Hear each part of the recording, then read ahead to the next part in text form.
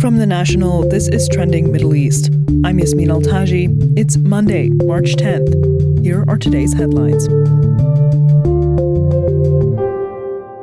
More than 1,000 people have been killed in Syria in a wave of clashes between security forces and groups linked to former President Bashar Al Assad. That's according to the UK-based war monitor, Syrian Observatory for Human Rights. More than 700, mostly Alawite civilians, are among those killed by Hayat Tahrir al-Sham, or HTS, forces. It's the deadliest violence since the fall of Bashar al-Assad's regime in December. The war monitor said 125 members of the government security forces and 148 pro-Assad fighters have been killed since Thursday. Clashes were triggered when Assad loyalists launched an attack on security points in Latakia. It's the heartland of the Alawite minority, of which Assad is a member. The attacks killed dozens and triggered a wave of revenge killings on the Alawite coast. Syria's new rulers might be facing one of the biggest challenges they've ever faced since the regime fell in December. The National's Nada Atallah reports. There have been reports of hundreds of civilians, mostly Alawite, being killed and executed in revenge killings in the Alawite coastal area. So it all started on Thursday when Assad loyalists launched a massive and unprecedented attack on security points on the coastal areas, which then sparked a massive operation from the government forces to contain this nascent insurgency. But then what happened is that this also sparked revenge killings against Alawite civilians in different towns, and there has been many reports from war monitors who've documented mass execution, scenes of humiliations, and entire families being decimated. The violence sparked international condemnation at a time when foreign observers are watching Syria's progress since Assad's fall.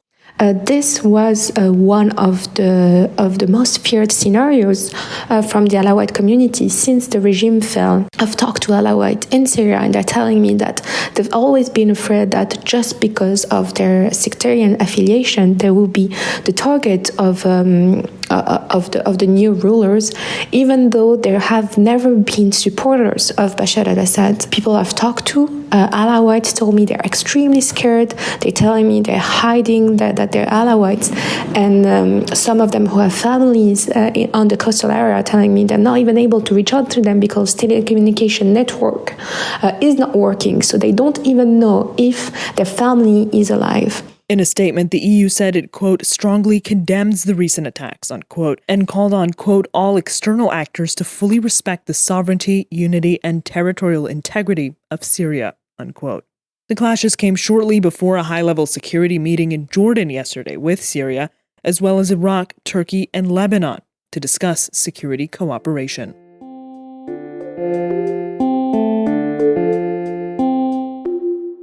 The U.S. has refused to renew a 120-day sanctions waiver for Iraq's energy imports from Iran. The move comes as demand increases with rising temperatures. It raises concerns about potentially severe electricity shortages in coming months. Iraq is OPEC's second largest oil producer, but it's not self-sufficient in gas or electricity, and partly relies on Iran to fulfill its needs. Iraq has been granted such waivers for Iranian gas and electricity imports for more than a decade, including under U.S. President Donald Trump's first administration. The electricity shortages has been one of the main issues that the government has been trying to overcome, but unfortunately, until today, that problem has not been solved. The National's Mina Aldroubi reports. So since 2018, when the waiver was introduced, this was following Washington's reimposing of sanctions on Tehran after President Donald Trump abandoned a nuclear deal during his first time in office. So since then, every 120 days, this waiver gets renewed. The previous waiver was granted under President Joe Biden and expired on Saturday. Trump's administration had signaled its intention not to renew it as a part of its maximum pressure campaign, which aims to curb Iranian influence in the region. Trump last week said he hopes Iran would agree to a new nuclear deal and that there will soon be development regarding Tehran. Iran supplies a third of the gas and electricity in the country. A government official told me that the electricity ministry is working to sustain electricity supply.